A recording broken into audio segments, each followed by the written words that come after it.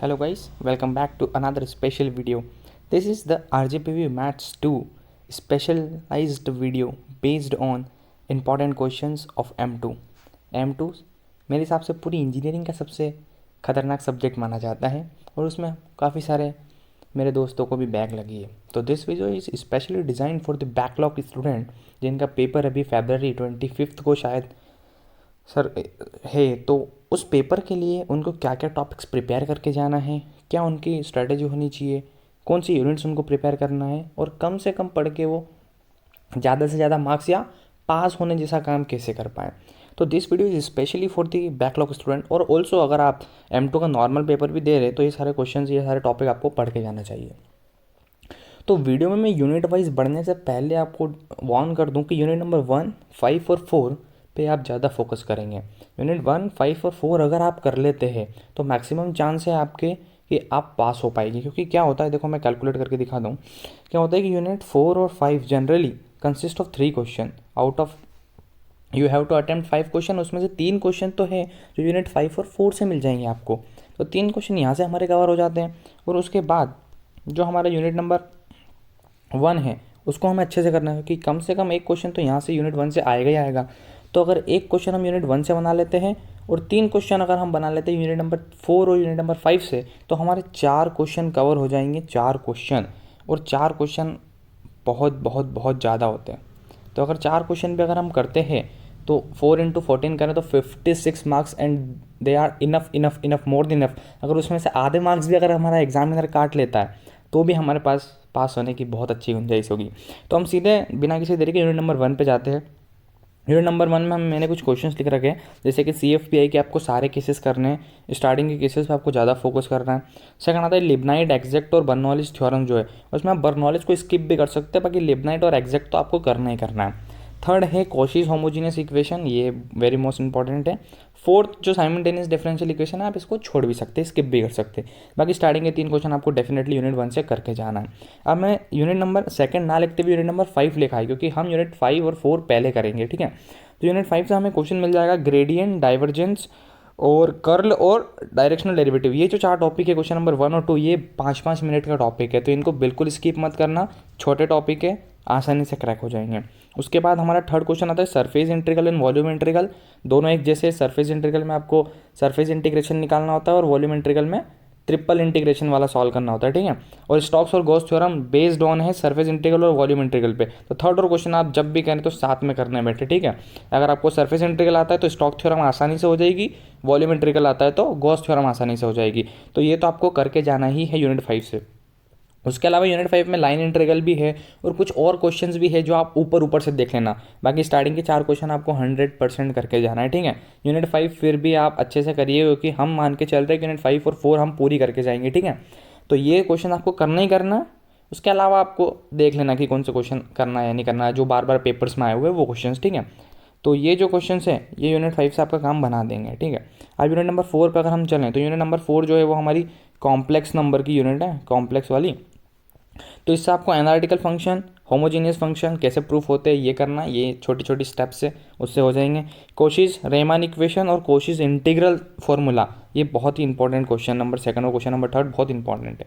ये दोनों क्वेश्चंस तो आप 100% करके ही जाइएगा, ठीक है। उसके बाद रेसिड्यू थ्योरम, रेसिड्यू और रेसिड्यू की एप्लीकेशन, ये भी आप कर लें, क्योंकि ये यहाँ से कभी कभी एक क्वेश्चन आ जाता है। और ये क्वेश्चन अगर हमारे क्वेश्चन नंबर पेपर का जनरली क्वेश्चन नंबर 5th या 6th होता ही है, तो ये हमारा क्वेश्चन बनना चाहिए कि हम यूनिट 5 और 4 तो पूरी करके जा रहे हैं, ठीक है। और एक्स्ट्रा टॉपिक्स आप यूनिट 4 के देख लेना। बाकी पर ये स्टार्टिंग के जो 4 क्वेश्चन है ये आपको करना ही है, ठीक है। तो यहाँ पे हमारी मेजरली हमने unit 1, unit number 4 and unit number 5 ये हमने हमारी कंप्लीट कर ली है। यूनिट 4 और 5 हमें अच्छे से करना है, चाहे कुछ भी हो जाए। उसके बाद यूनिट नंबर 1 में जो मैंने क्वेश्चन बताया वो प्रिपेयर कर लें। उसके बाद यूनिट नंबर 2 में सिर्फ और सिर्फ मैंने एक ही ढंग का क्वेश्चन डाला हुआ है। उसके अलावा ये तो आप स्किप भी कर सकते हैं, पावर सीरीज वाला क्वेश्चन।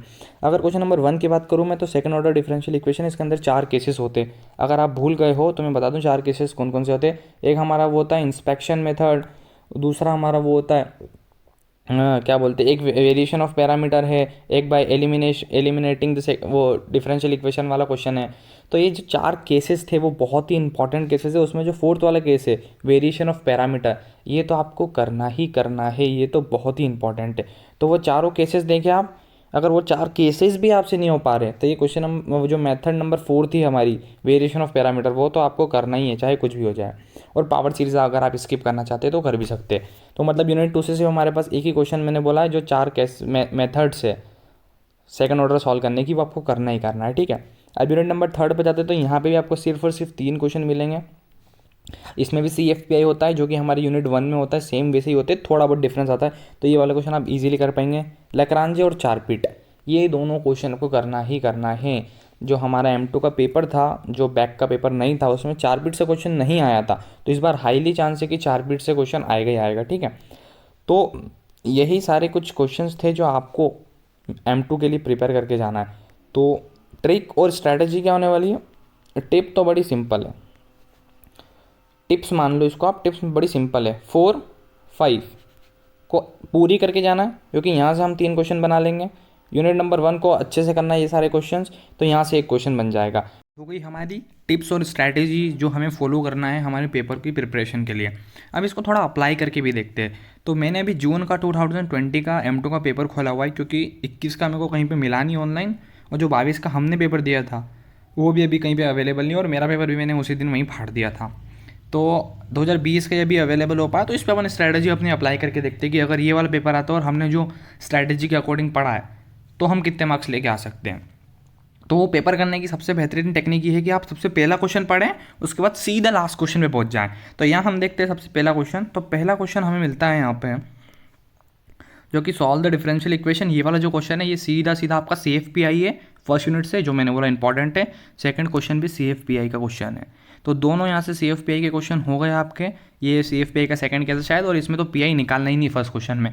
तो 2 सिंपल क्वेश्चन फर्स्ट क्वेश्चन से हो गए। तो एक क्वेश्चन हमने यहाँ से बना लिया जैसे हमारी स्ट्रैटेजी के अंदर हमने फॉलो किया था। अब सीधे अपन चलते हैं यूनिट नंबर मतलब पीछे आना है। तो ये यूनिट हमारी 4th और 5th होगी। तो अगर क्वेश्चन नंबर 8 देखें हम, तो डाइवर्जेंस ऑफ कर्ल एफ निकालना है। मतलब एक वेक्टर दिया हुआ, पहले उसका कर्ल एफ निकालना है और फिर उसका डाइवर्जेंस निकालना है। मतलब एक बार वेक्टर प्रोडक्ट, एक बार स्केलर प्रोडक्ट। तो डाइवर्जेंस और कर्ल तो आपको देख लेना, छोटे छोटे टॉपिक है। और उसके बाद ये वाला क्वेश्चन भी हम बना पाएंगे।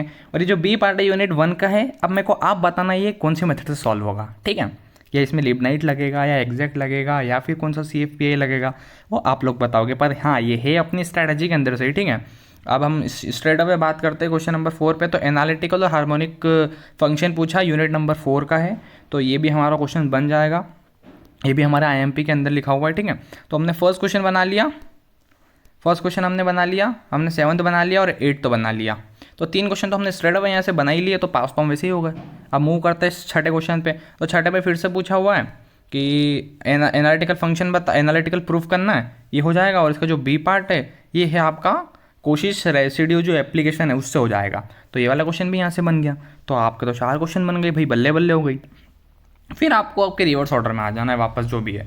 फिर आप सेकंड क्वेश्चन पढ़ते हैं। तो सेकंड क्वेश्चन मान लेते अपने से नहीं बन पाया, ठीक है, टफ लग रहा है, छोड़ देते। फिर हम क्वेश्चन नंबर 3 पे आते हैं, जो कि हमारी 3rd यूनिट से। तो 3rd यूनिट से क्या था, चारपीट आया। मैंने बोला था चारपीट तो आएगा, चारपीट कर लिया। और इसका जो बी पोर्शन है ये है अपना CFPI ऑफ थर्ड चैप्टर का CFPI है। तो ये वाले दोनों क्वेश्चन भी आपके हो जाएंगे। तो 5 क्वेश्चन तो स्ट्रेट अवे हमारे इस पेपर के हमने बना लिए। हमारी स्ट्रेटजी से हमने भी कुछ ज़्यादा पढ़ा भी नहीं है, जो 4-5 टॉपिक है हर चैप्टर के वही पढ़े, ठीक है। 5 क्वेश्चन यहाँ हो ही गए। उसके बाद भी अगर हम देखें चौथा क्वेश्चन, तो चौथा क्वेश्चन भी क्या है, यूनिट नंबर 1 से आ गया। ये वो CFPI का क्वेश्चन है, ठीक है। उसके बाद बी जो पोर्शन है इसका, वो एग्जैक्टनेस चेक करना है, मतलब एग्जैक्ट इक्वेशन से क्वेश्चन आ गया। मैंने बोला था लिबनाइट और एग्जैक्ट तो कर ही लेना। तो 6 क्वेश्चन हमने पेपर के बना लिए। 7वां क्वेश्चन देखते हैं, solve the following differential equation. इसका पीछे वाला पार्ट पढ़ोगे तो आपको पता चल जाएगा भाई, changing in a normal form. That means ये मेथड 2 है चैप्टर नंबर 2 की, कि नॉर्मल फॉर्म में चेंज करके करना है, ठीक है। तो ये वाला क्वेश्चन भी मैंने IMP में लिखवाया, तो ये भी बन गया। उसके अलावा जो बी पार्ट है सीरीज़ का है, मतलब पावर सीरीज़ का है। तो अपन ने ये नहीं पढ़ा हुआ है, ये आपकी इच्छा हो तो पढ़ लेना और ना हो तो ना भी पढ़ना। तो भी हमारे 6 साढ़े 6 क्वेश्चन इस पेपर के बन गए, ठीक है। और 6ठा 7वां 8वां तो हमने देख लिया है।